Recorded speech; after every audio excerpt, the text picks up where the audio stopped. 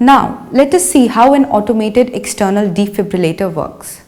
The advantage of an AED is that you don't have to worry about recognizing a shockable rhythm. Automated external defibrillator or AED is a device that analyzes the rhythm and assesses whether the patient needs a shock or not. If the rhythm needs a shock, then machine gives you a prompt to press the shock button and the shock will be delivered. Let us now summarize the steps to operate an AED. Turn on the AED. To do this, you have to open the carrying case.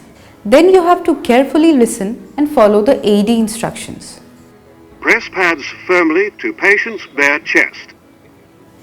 AED will instruct you to apply the pads on the patient's bare chest at specified position.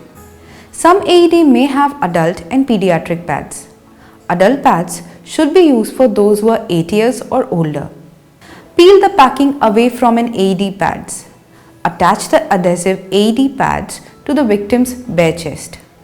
Attach one pad on the victim's right chest below the collarbone. Place the other pad on the side of the left nipple. In children, AED pads may be applied in antero-posterior direction also. Attach an AED connecting cable to an AED box. Some are pre-connected. When AED prompts you, clear the victim during analysis. Be sure no one is touching the victim, not even the rescuer in charge of giving breaths.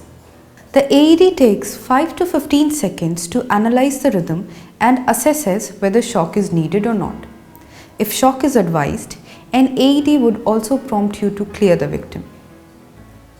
Speak clearly and loudly, clear the victim, and look to be sure no one is in contact with the victim before pressing the shock button. The shock will produce a sudden contraction of the victim's muscles. Immediately after delivering shock, resume CPR starting from chest compressions. You should not remove the AED or turn it off. Analyzing heart rhythm. The AED analyzes the rhythm once in every 2 minutes. If no shock advised, resume CPR immediately beginning with chest compressions. Continue until ALS providers take over or the victim begins to breathe, move or react. There are certain special situations that may require the rescuer to take additional actions when using an AED. These situations include hair on the chest of the victim, water or sweat on the chest of the victim, a victim lying in water, small puddle or snow, and a victim with implanted pacemaker. Additional actions required in these situations have been described in detail in your BLS manual.